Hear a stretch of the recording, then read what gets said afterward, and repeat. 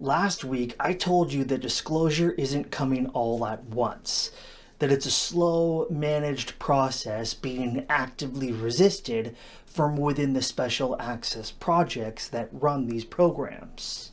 2 days later, the Pentagon proved me right. So here's what happened. April 14th, that was the deadline. Representative Anna Paulina Luna, who is the chair of the House Task Force on Declassification, gave the Pentagon a hard deadline to hand over 46 specific videos.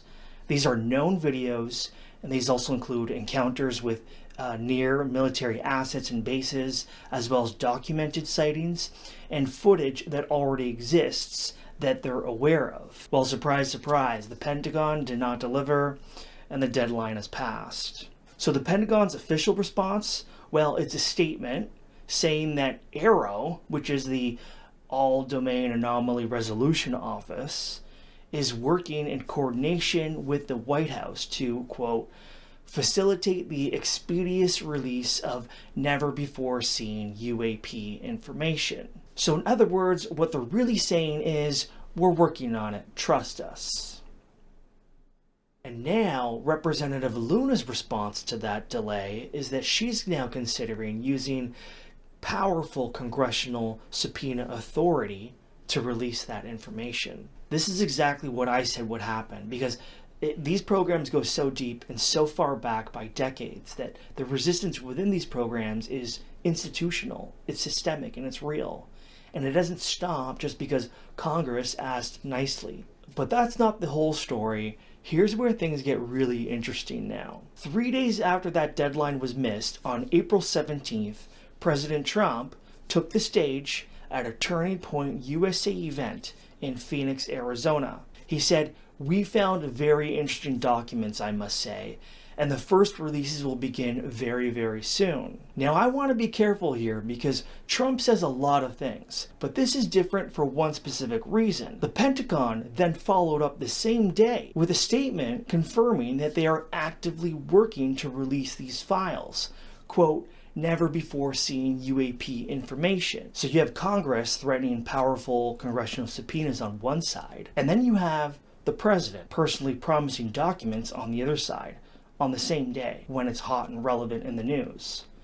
And somewhere in the middle of that, you have an institution that just blew past a congressional deadline and is now feeling pressure from both sides of Pennsylvania Avenue. Something is about to move here. In my last video, the government already admitted it quietly. I said disclosure isn't an event. It's a dimmer switch, kind of like a light dimmer. A slow, managed process where information gets released in doses. And it's the system itself that decides what the public can handle and how quickly they can handle it. What we just watched was the dimmer switch getting stuck. Congress started pulling that dimmer switch up, then the Pentagon stopped it and kind of locked it. Then not long after that day, the president went on stage and publicly said that the documents are coming, therefore pushing that dimmer switch up again. That's not nothing. That's the executive branch applying direct pressure to a bureaucratic wall that just embarrassed itself in front of Congress. So it's safe to say that the question isn't whether something gets released now.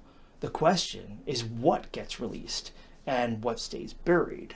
Because here's the thing about 46 videos that Representative Luna requested. Those are just the ones she knows to ask for. There are almost certainly things in those classified files, in those classified programs, that nobody in Congress has ever thought to request yet. Because the truth is, we have no idea specifically how large these special access programs actually are.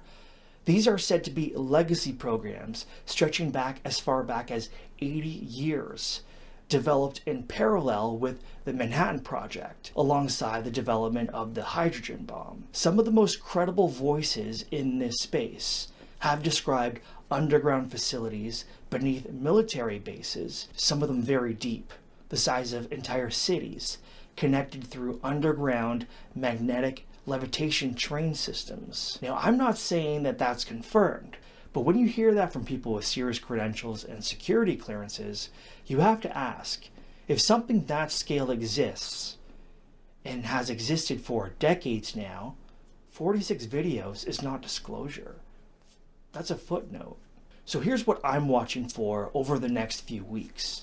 1, does Representative Luna follow through on the subpoena threat? And if she does, that forces a legal process that puts the Pentagon on record, either complying or formally refusing. Both outcomes are significant because refusing a congressional subpoena isn't just awkward and embarrassing, it's highly illegal. The Pentagon is funded by and reports to our elected officials in Congress.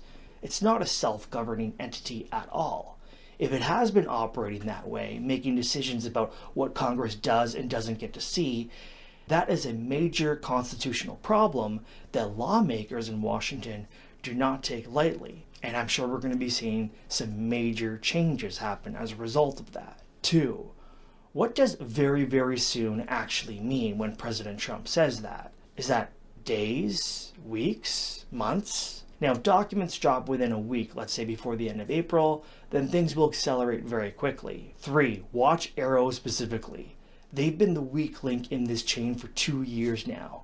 If they start actually releasing material, it means that the White House and the congressional pressure is actually working. Personally, I don't believe that any president of the United States has enough power to force disclosure. The system was set up where the president doesn't even have to be informed about it. And it goes on regardless of who's the president.